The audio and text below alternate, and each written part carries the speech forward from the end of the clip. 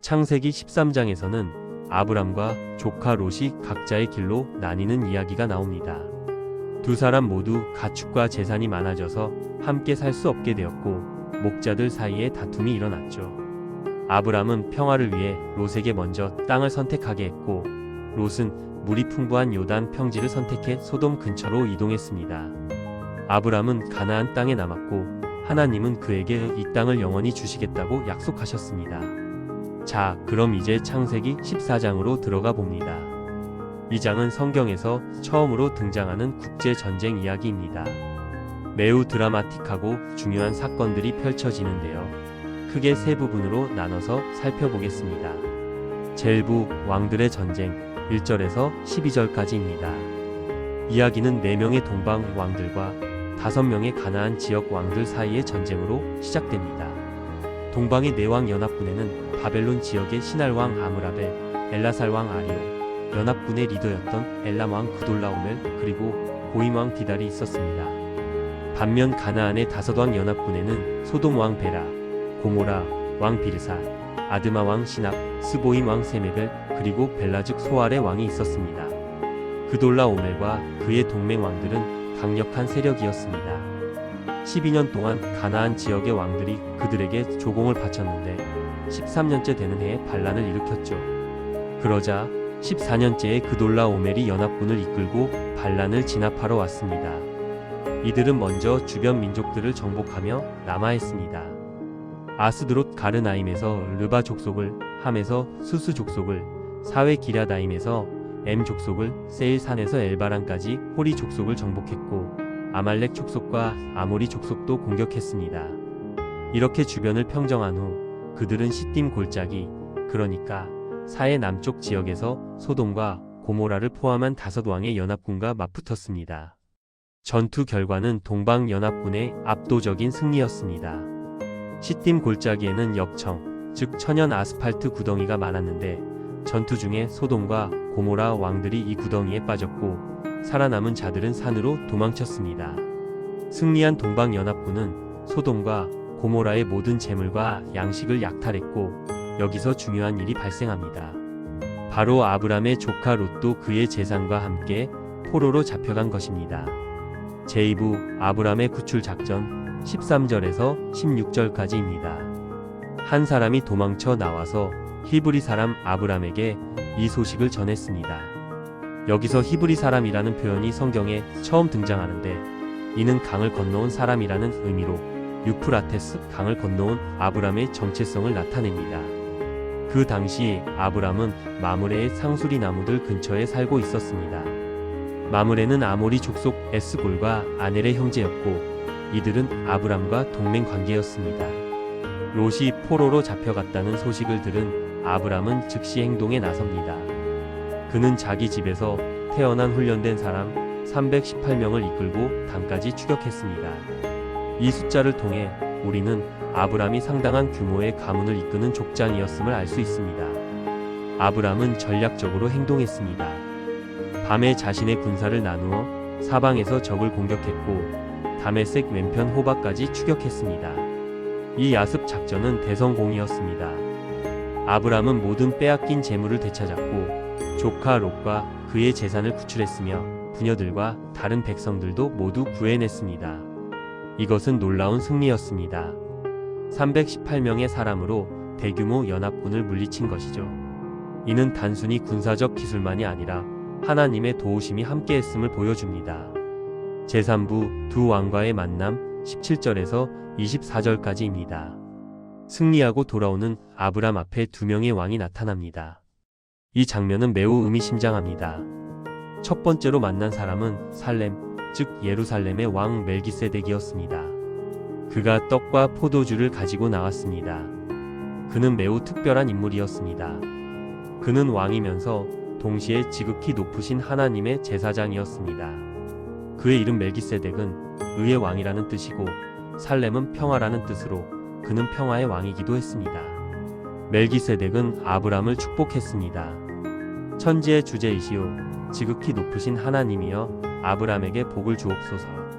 너의 대적을 내 손에 붙이신 지극히 높으신 하나님을 찬송할지로다.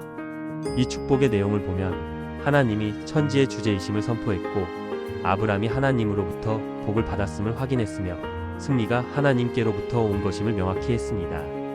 그러자 아브람은 모든 것의 10분의 1을 멜기세덱에게 드렸습니다.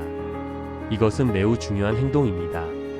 아직 모세의 율법이 주어지기 전인데도 아브람은 자발적으로 11조를 드렸던 것입니다.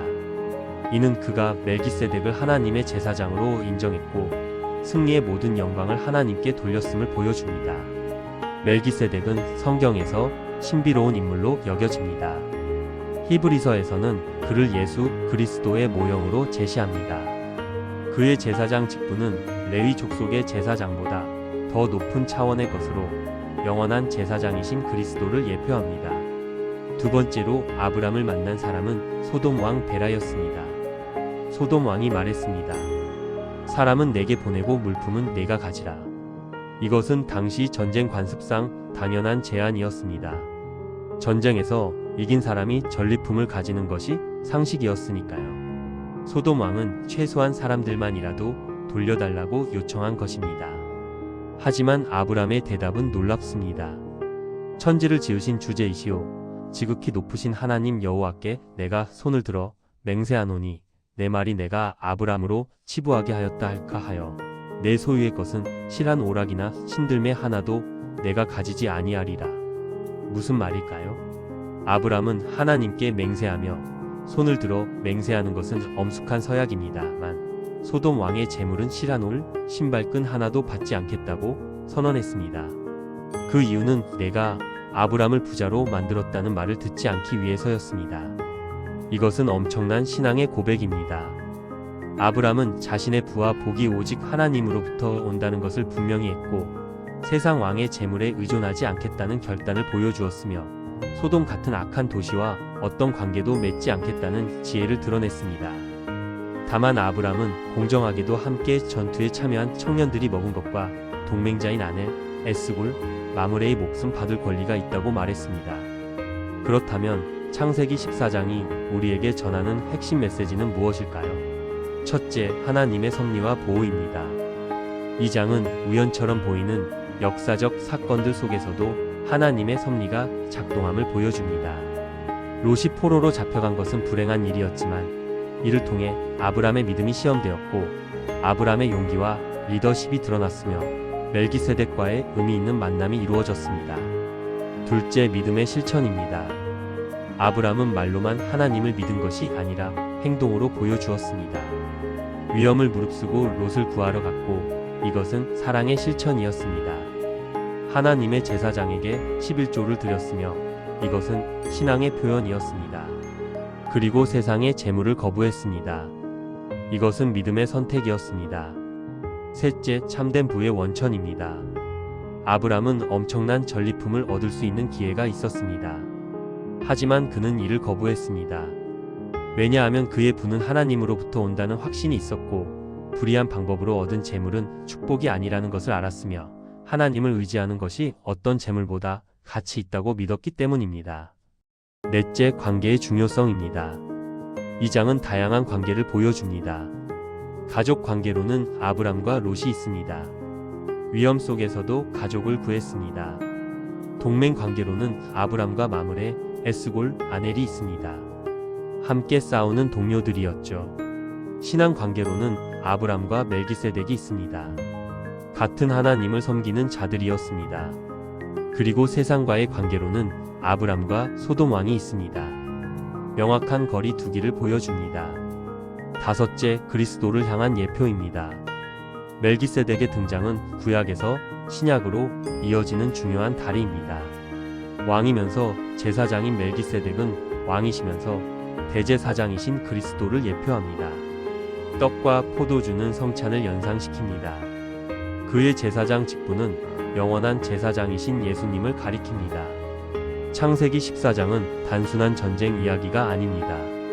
이것은 믿음의 사람이 어떻게 살아야 하는지를 보여주는 생생한 교과서입니다. 첫째, 위기 속에서의 용기입니다. 아브람은 강력한 연합군을 상대로 318명만 이끌고 나아갔습니다. 이것은 무모함이 아니라 하나님을 신뢰하는 믿음이었습니다. 우리도 가족이나 이웃이 어려움에 처했을 때 불가능해 보여도 하나님을 의지하며 행동해야 합니다. 둘째, 승리 후의 겸손입니다. 아브람은 승리했지만 교만하지 않았습니다. 오히려 하나님께 11조를 드리며 모든 영광을 하나님께 돌렸습니다. 진정한 승리는 교만이 아니라 더욱 깊은 감사와 겸손으로 이어집니다. 셋째, 물질에 대한 바른 태도입니다. 아브람은 눈앞에 큰 이익을 거부했습니다. 이것은 하나님이 주시는 복이 세상이 주는 것보다 훨씬 크고 확실하다는 믿음 때문이었습니다. 우리도 순간적인 이익보다 영원한 가치를 선택할 수 있어야 합니다. 넷째, 관계의 명확성입니다. 아브람은 소돔 왕과는 거리를 두었지만 멜기세덱과는 교제했습니다. 우리도 세상과 어떤 관계를 맺어야 하는지, 신앙의 공동체와 어떻게 연결되어야 하는지 지혜롭게 분별해야 합니다. 다섯째, 예배와 헌신입니다. 전쟁에서 이긴 직후 아브람이 한 일은 하나님의 제사장을 만나 11조를 드린 것이었습니다. 어떤 성공 이후에도 가장 먼저 해야 할 일은 하나님께 예배하고 감사하는 것입니다. 창세기 14장은 이렇게 말합니다. 너희가 어떤 상황에 처하든 하나님을 신뢰하고 하나님께 영광 돌리며 세상의 유혹을 거부하라. 그러면 너희는 진정한 승리자가 될 것이다. 이것이 바로 아브람이 우리에게 보여준 믿음의 삶이고 창세기 14장이 우리에게 전하는 영원한 메시지입니다.